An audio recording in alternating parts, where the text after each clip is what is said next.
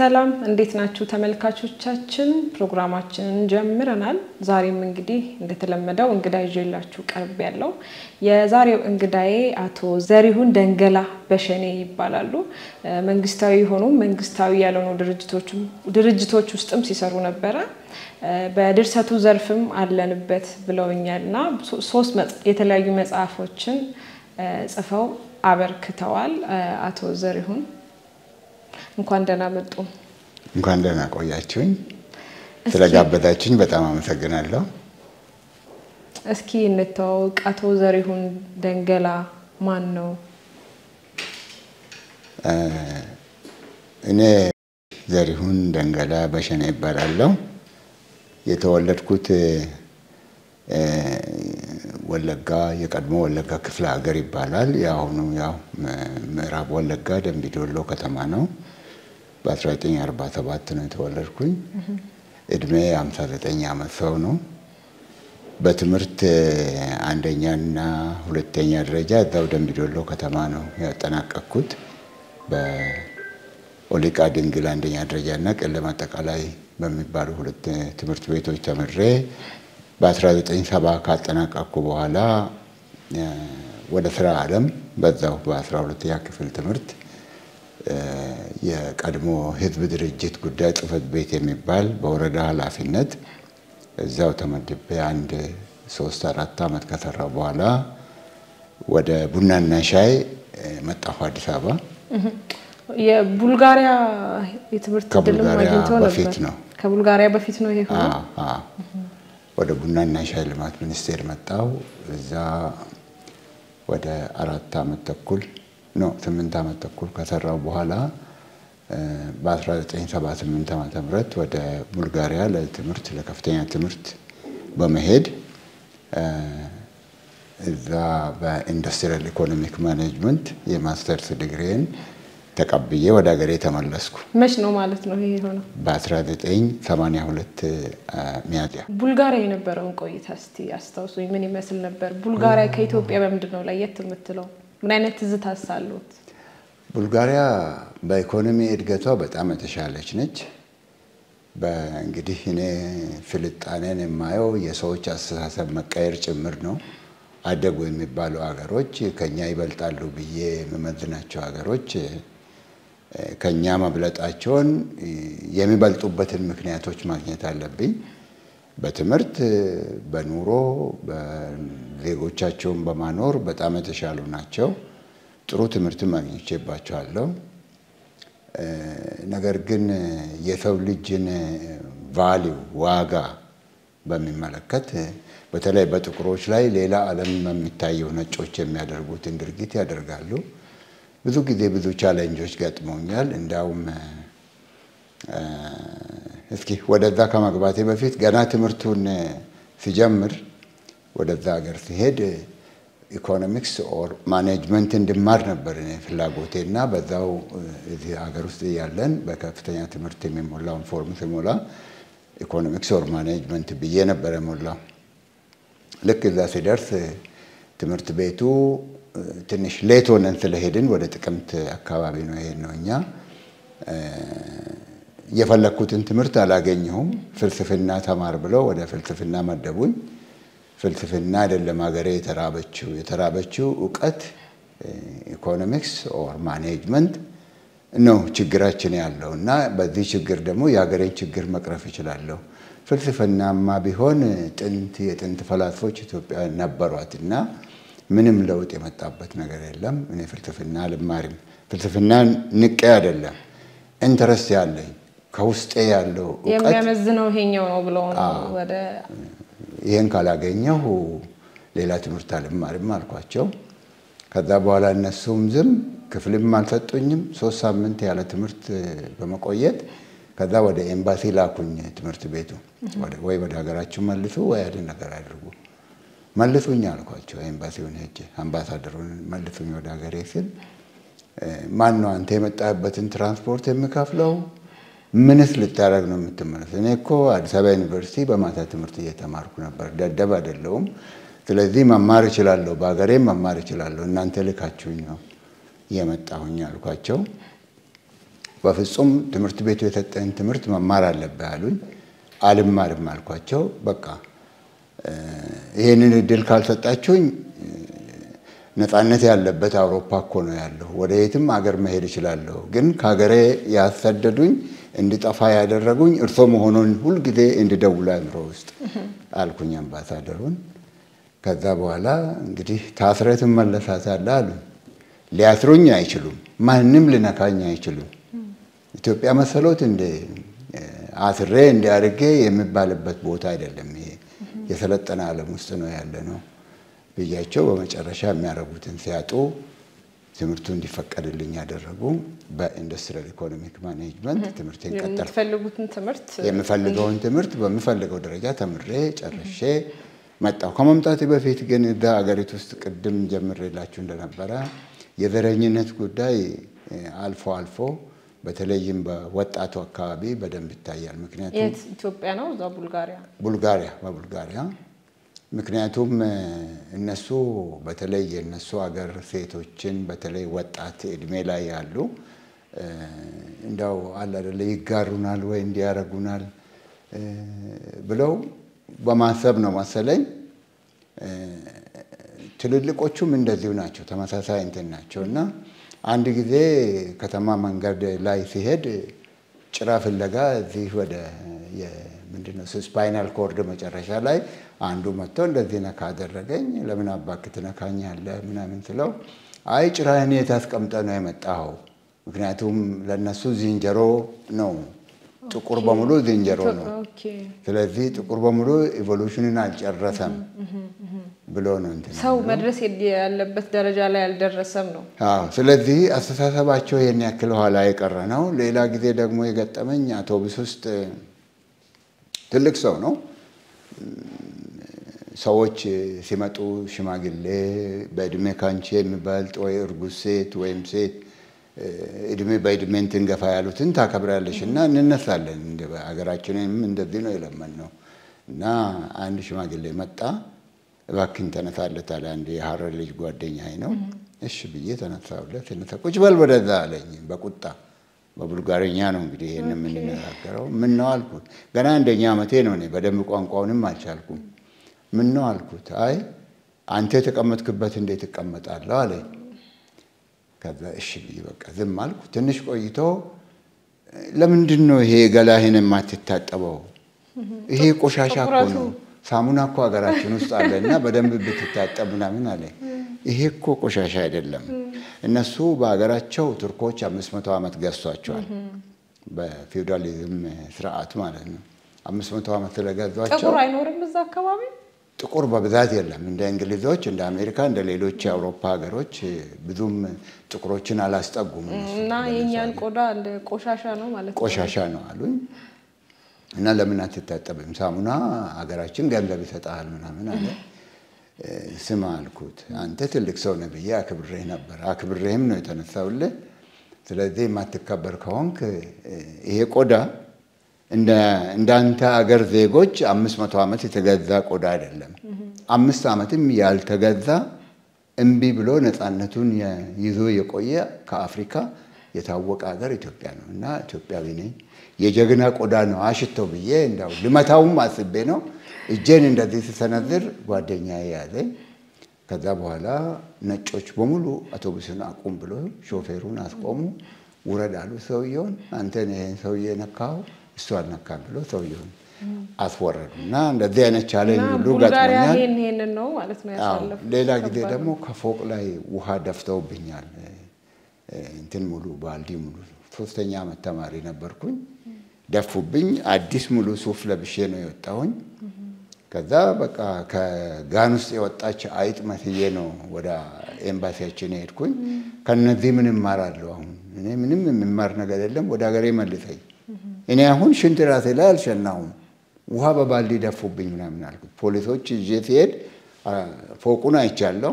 ከእንዲህ አይነት ፎቅ ፖሊሶች ይዤ ሲሄድ ፖሊሶቹ ሄደው ቤቱ ዝግ ነው፣ በቃ ማንም ሰው የለም።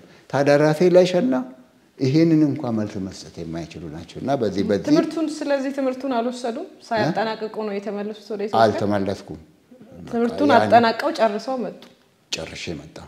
ይሄን ሁሉ ችዬ ማለት ያው ሶስት የቀረው ያ በፊት የነበረው እዛ ሲደረግባቸው የነበረው ግፊት እና ጫናዎች እነኚህ ናቸው ማለት ነው። እርሱ አይምሮ ናቸው። በትምህርታቸው በጣም አሪፍ ነው።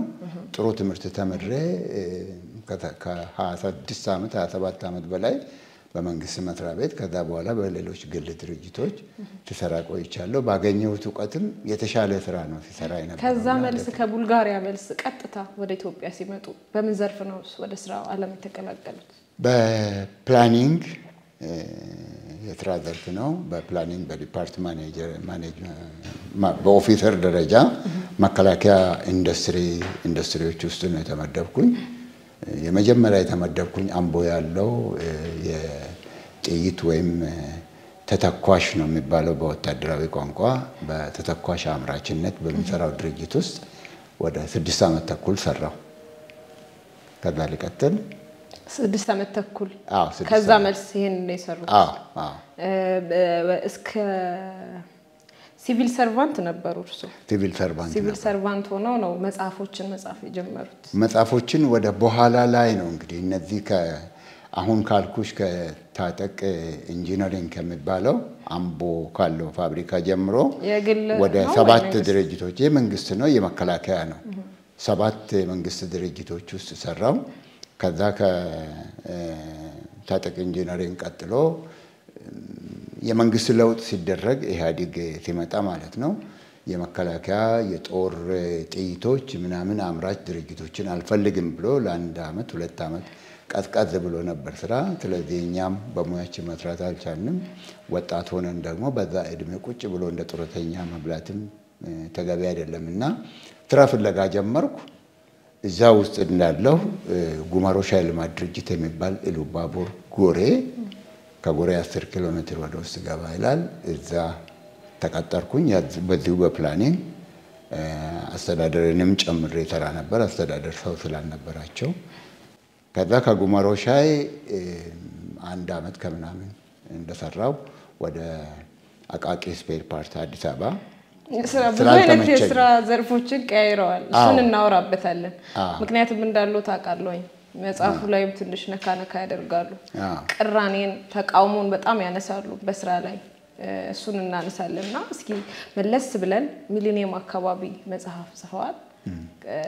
ከዛም ሌሎች መጽሐፎችን ደግሞ አከታትለው ጽፈዋል 2012 2015 ባሳሳትና እስኪ የመጀመሪያው መጽሐፍ ለምን ትኖራለህ ነው የሚለው። ሶስቱም መጽሐፍ ርዕሳቸው ትንሽ ግርምት ጭሮብኛል ለኔ። ጥያቄ ውስጡ ጥያቄ ያዘለ ነው ርዕሱ ራሱ። ለምን ትኖራለህ? ስልጣኔ፣ ዘመናዊነት ወይስ ጥንታዊነት? አንደኛው ደግሞ ወይንስ በኔ ብቻ ነው የሚለው።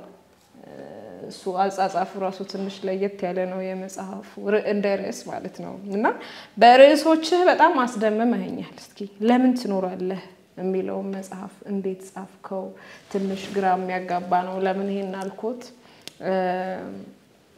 ወደ መንፈሳዊ ስንወስደው የሰው ልጅ ለምን ትኖራለህ ተብሎ ቢጠየቅ በመንፈሳዊ በፈጣሪ ነው የምኖረው ነው የሚለው ሊል የሚችለው ብዬ ገምታለሁ። በሌላም በሳይንሳዊ የራሱን እይታና ምልከታ ሊገልጽ ይችላል ለምን ትኖራለህ ተብሎ ቢጠየቅና እርሶ ምን ይላሉ? እንዴት ሰይርስ እንደተጠቀሙ ልገር ለምን ትኖራለህ ምናልባት ከ8ኛ ክፍል ጀምሮ መጽሐፉ ውስጥ ያሉ ግጥሞች አሉ፣ አባባሎች አሉ። በዘፈኖች መልክ የተለያዩ ዘፋኞች ኢትዮጵያውያን ዘፋኞች ያቀረቧቸው እንደ ማጣፈጫ አድርጌ የተጠቀምኩባቸው ቦታዎች አሉ። ለምን ትኖራለህ የሚያተኩረው አንድ ጢቂ የሚባል ዋና ገጸ ባህሪ ጢቂ ያደሳ ጉተታ የሚባል ዋና ገጸ ባህሪ ዙሪያ እየተሽከረከረ በተለይ ወጣቶች ልብ ወለድ ነው ከልጅነታቸው ጀምሮ በህይወቱ ጠውረድ ውስጥ የሚያልፉ ብዙ መከራና ችግሮችን የሚያልፉ በቤተሰብ አቅም ማጣት ወይም ደግሞ አቅም ኖሯቸው ግደለሽነት ለልጆቻቸው ደንታ ቢስነት በእነዚህ ምክንያት የሚመጡ ወጣቶች ታዳጊዎች ትምህርታቸውን እንዳያቋርጡ የተሻለ ደረጃ እንዲደርሱ ከኔ ህይወት ምሳሌን በማጣቀስ እነዛ ነገሮችን እንትን ብያለሁ። ለምን ትኖራለህ? የምትኖርበትን ዓላማ ማወቅ አለብህ የሚል ነው እንጂ ለምን አትሞትም የሚለው አይደለም። ነገሩ አሁን በሁለት መንገድ ነው ሰዎች ይረዱታል ብዬ ማሰብ የምችለው ነው።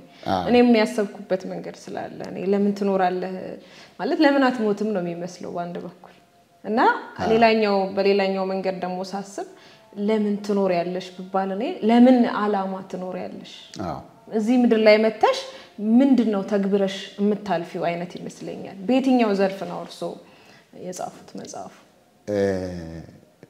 እኔ የምትኖርበትን ዓላማ ማወቅ አለብሽ ነው። የምትኖርበትን ዓላማ ካወቅሽ እዛ ዓላማ ላይ ለመድረስ ብዙ ቻሌንጆች በህይወት ውጣ ውረድ ሊገጥምሽ ይችላል። ግን እነዛን ቻሌንጆች ማለፍ ትችያለሽ የሚለውን በሰው ውስጥ በወጣቶች ውስጥ ለመጫር ነው። የተሻለ ደረጃ ነገ ይደርሳል ብሎ በተስፋ የተሻለ እነዛን ቻሌንጆች ሁሉ መቻል አለበት የሚል ነው። ምልከታ ነው ማለት ነው። ለምሳሌ እኔ በህይወቴ ከ5ኛ 6ኛ ክፍል ጀምሮ እስከ 11ኛ ክፍል በቤተሰብ ችግር ምክንያት ማለት እኔ በእንጀራ እናት ነው ያደግኩኝ። አባቴ ለኔ ደንታ የለውም ኖርኩም አልኖርኩም እንደማንኛውም ቤት ውስጥ ተቀጥሮ እንደሚሰራ አሽከር እንኳን አከብረኝም አያየኝም።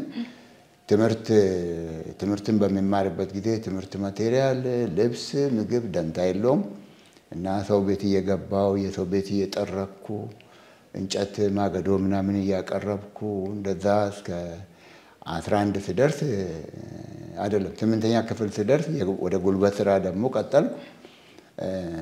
በ50 ኪሎ ጀመርኩ ቡና መኪና ላይ መጫን። ከዛ ለዛሬ እንደምታየኝ ባይሆንም አቅም ነበረኝ ጉልበት ነበረኝ ስፖርት ሰራለሁ። 100 ኩንታል መኪና ላይ ጭናለሁ 100 ኩንታል ከመኪና አራግፋለሁ ወደሚፈለግበት ቦታ አጓጉዛለሁ። እንደዛ እየሰራ እስከ 11ኛ ተማርኩ። ከ11ኛ ክፍል በኋላ እድገት በህብረት ዘመቻ ዘመትኩና ከዘመቻው መልስ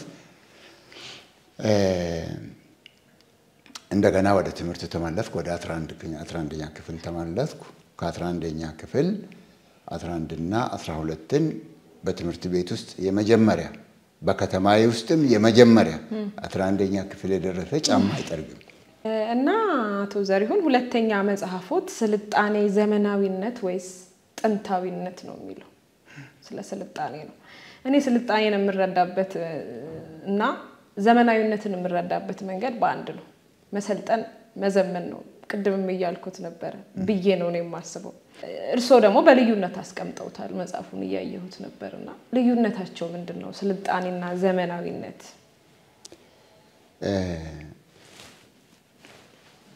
ስልጣኔ ሰለጠነ ከሚለው ቃል የመጣ ነው። ሰለጠነ የሚለው ደግሞ የሚያስተምረው አካል የሚያሰለጥነው አካል ሲኖር ነው። ያ ማለት በእውቀት ዘርፍ ስናይ በተለያዩ የእውቀት ዘርፎች ማለትም የተለያዩ ሳይንስ ስትሪምስ የሰው ልጆች ተምረው የመጨረሻ ከፍተኛ የሚባለው እስከ ምርምር ድረስ የሚደርሱበት ወይም ደግሞ በትምህርት አገላለጽ እስከ PhD የሚደርሱበት ሰልጥኖ በእውቀት የሚያገኘው እንትን። ዘመናዊነት የሚለው ግን ምናልባት በትምህርት መስክ ብቻ አይደለም ዘመናዊነት የሚመጣው። ሰዎች የተለያየ ቴክኖሎጂ ይጠቀማሉ። የተለያየ ለኑሯቸው የሚያስፈልጓቸው ነገሮች በገንዘብም በምንም አሟልተው ይኖራሉና ያ ሰው ዘመናዊ ነው ልንል እንችላለን። ግን ስልጣኔ የሚለው ከአስተሳሰብ ከአመለካከት ጋር የተያያዘ ነው። ከአስተሳሰብ ከአመለካከት ጋር የተያያዘ ማለት በባህል የመጣ እውቀት ሊሆን ይችላል፣ በትምህርት የመጣ እውቀት ሊሆን ይችላል። ብቻ በተለጠነበት ሙያ የተሻለ ነገር ከሌሎች የተለየ ሰው መሆኑን የሚያሳይበት ባለው እውቀት የተለየ መሆኑን የሚያሳይበት ማለት ነው። በመጽሐፉ ላይ በመጽሐፉ በአንድ ገጽ ላይ ኢትዮጵያ እንዳልሰለጠነች እና ከዓለም ሀገራት ወደ ኋላ ቀረት እንዳለች ሁሉ ነገር ይያላት ሀብቱም ሰውም የሰው ኃይልም ንብረትም ይያላት ወደ ኋላ ከሰለጠኑ ዓለማት ወደ ኋላ ቀረት እንዳለች በመጽሐፉ ላይ አስፍረዋልና እስኪ ስለዚህ የሚሉኝ ካለ እንዴት ነው ስልጣኔን ኢትዮጵያ ሰለጠነች ብለው ይቻሉት እርሶ? አልሰለጠነችም የምልበት ምክንያት እንግዲህ ከእውቀት ዘርፎች ብቻ ሳይሆን አንድ ሀገር ሰለጠነ ወይም አደገ የምንለው ሲሰለጥን ነው የሚያድገው። የሚያሳድጉት ደግሞ ሰዎች ናቸው።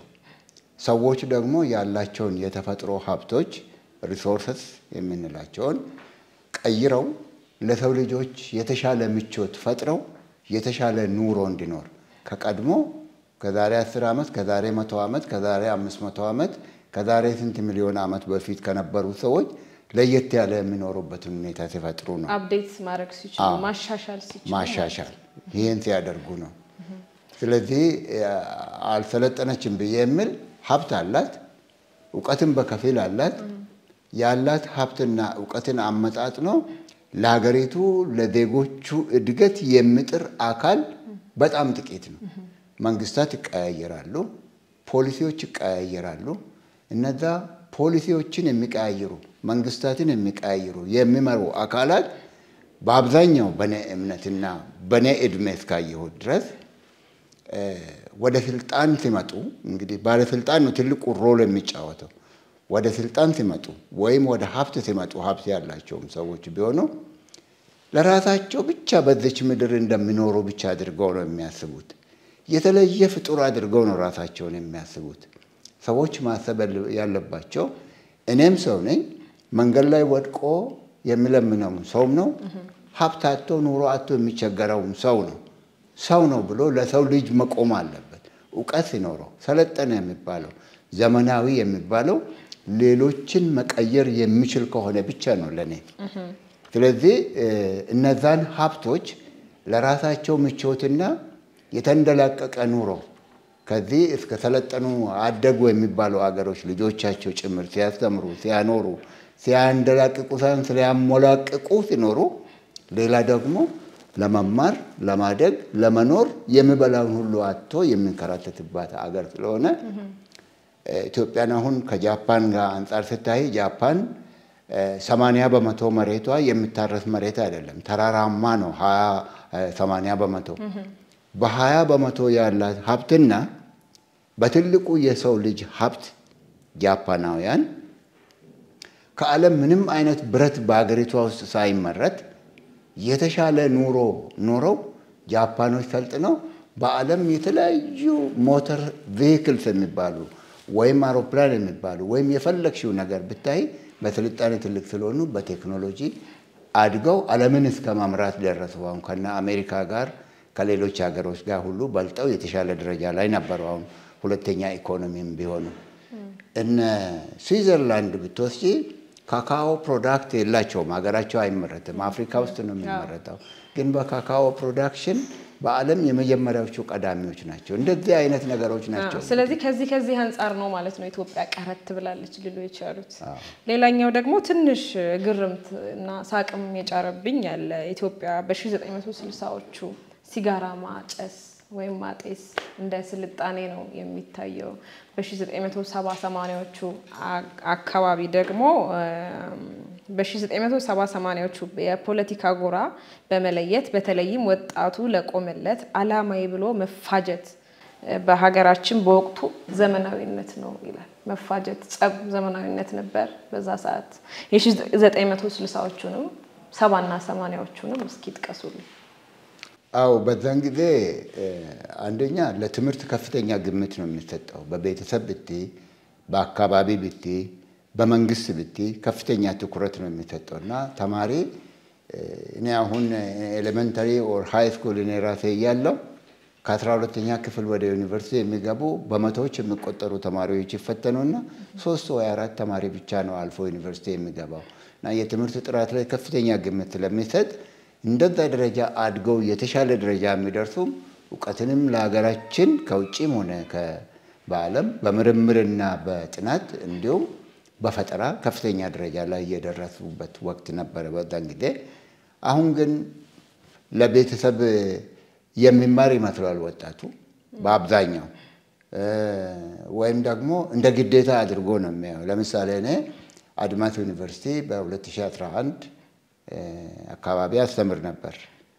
ከዛ በፊትም የተወሰነ ኮርስ ሰጣለሁ እና ሳስተምር የሆኑ ልጆች ከኋላ አካባቢ ዝም ብሎ ይረብሻሉ ልክ እንደ ኤሌመንተሪ 3ኛ 4ኛ ክፍል ተማሪዎች እንደሚቧቀሱ አይነት እንትን ይላሉና እናንተ ሰዎች ገንዘብ ከፍላችሁ የግል ድርጅት ስትማሩ ከዚህ እኮ የሆነ ነገር አግኝታችሁ መግባት አለባችሁ ስለዚህ ባካችሁን